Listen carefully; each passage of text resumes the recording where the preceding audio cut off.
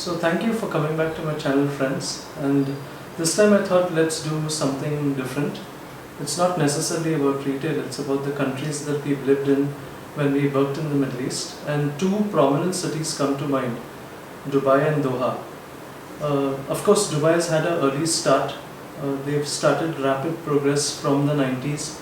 Qatar has been late to the party, rather Doha has been late to the party. Having said that, there's been a lot of developments in Doha in the past couple of years, and they seem to be catching up with Dubai. So I thought this is really a good time to look at which are the better cities to live and work. Let's start with Dubai. When you look at Dubai, it's been the third generation of Dubai ruling family that has really taken leaps and bounds in terms of progress. What they've done in the last 20-30 years, I've not seen any country do that sort of urbanization. Secondly, all these three sheikhs that have come in succession have had a great vision. They've really wanted the best for their people, and Dubai was a sleepy fishing village that was transformed into a business destination. You look at the history of Dubai and you'll see that Dubai never earned much revenue from oil, and they were forced to innovate, become a business hub, start an airline, become the duty-free hub of the world, and that is what Dubai's success has been. So when you look at the rulers of Dubai, they've been very much into the development of their people, the betterment of the country, and that has a lot to say for them. Qatar has been in the news for the past maybe 8 to 10 years, not necessarily always for the right reasons. First, they got recognition of being the fattest nation on earth, where they had more than 35% of the people obese. The second time they entered the news was, of course, for a very good event, and that was FIFA 2022. Qatar now is headed by Hamad Al Thani, and he is a young entrepreneurial sheikh. He took over from his father in about 2013, and since then he's led Qatar to what it is. And I've visited Qatar several times during my tenure in the GCC, and I've seen that country grow leaps and bounds. And I believe that soon in the future, Doha will probably come as close as what Dubai is in terms of becoming a destination for tourists, becoming a hub, having a more open culture. But if you look at me rating the ruling family of Dubai versus the ruling family of Qatar, this round goes to the Dubai Sheikhs, the Maktoum family, that has done a tremendous job. Qatar have become more resilient now because of their self-inflicted embargo that happened, and they've been cut off from the rest of the GCC, and they've been forced to innovate, forced to become self-sufficient.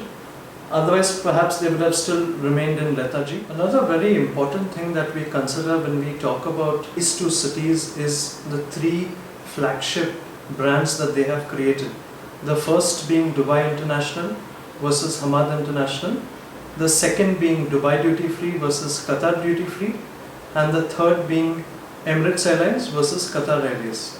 So let's rate each of these brands that they've created based on performance and based on consumer perception. So let's start with Hamad International versus Dubai International. When it comes to connectivity, we all know that Emirates is the largest wide-body airline in the world, and Dubai International caters to at least 88 million passengers in a year, whereas Hamad International, which came live in the past 5-6 years, has been catering to about 38 million. I believe that Qatar has not really been able to leverage Hamad International in the way they would have liked due to the embargo, and we don't know how long that is going to continue. Having said that, if you were to differentiate between Dubai International and Hamad, I've been to both airports. Both airports are really state-of-the-art, but in terms of sheer scale and size, Dubai wins in terms of the airports. Now let's move into the duty-frees. You've got Dubai Duty Free, which clocked about 2 billion in sales in 2019.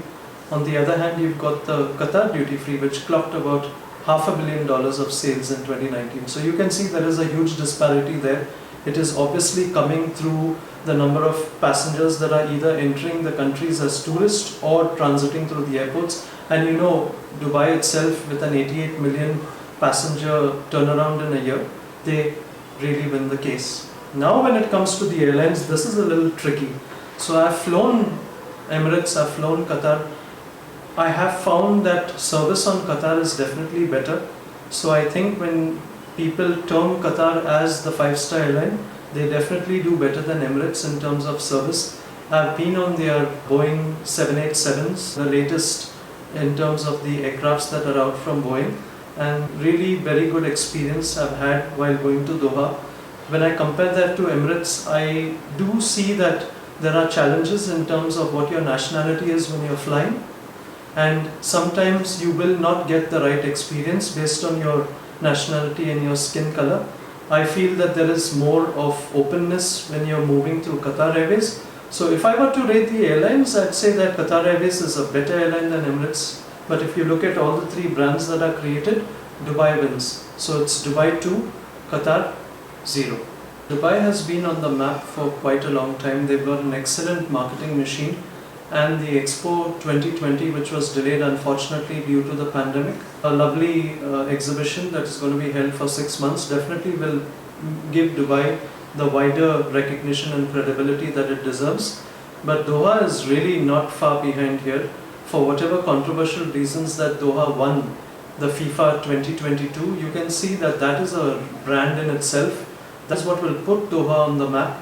This is what will become as recognizable as Dubai, if not more recognizable, and it will really expose the country to a whole flurry of activity and tourism around FIFA 2022. So if I were to look at Expo versus FIFA, FIFA definitely wins, and this round goes to Doha. So now it's Dubai 2, Doha 1. Let's move on to round 4. And round 4, I'd like to talk about what is a photographer's delight. So Dubai has some excellent mega structures that we've seen on Nat Geo, whether it's the Burj Khalifa, the Burj Al Arab, the Palm Jumeirah. They've got some magnificent structures, but Qatar is no way far behind. Qatar has got the Pearl, which is Qatar's answer to the Palm. If you've seen the Qatar Foundation headquarters building, have you seen the Qatar Zigzag building? Have you seen the stadiums that Qatar has been building for the World Cup? I've seen some amazing structures in Qatar, and I was really blown away in terms of the sheer size, the scale, and the beauty of these structures. Very innovative. Dubai has just opened the Museum of the Future, and Qatar has a very similar concept. Qatar has the library, and you've seen that Dubai has currently opened the library recently. Similarities that you can see. But in my visits to Doha, I've seen Qatar is really racing ahead, and they are about to catch up with Dubai in terms of the diversity and the creativity in terms of their architecture.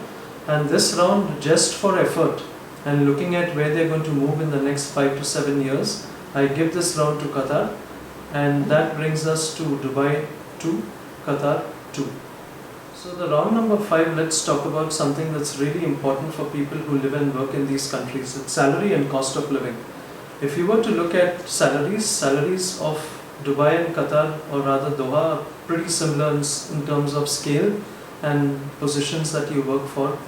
The exchange rate of the Qatar is almost equivalent to the dirham, so there's no disparity over there. What really makes a difference is the accommodation.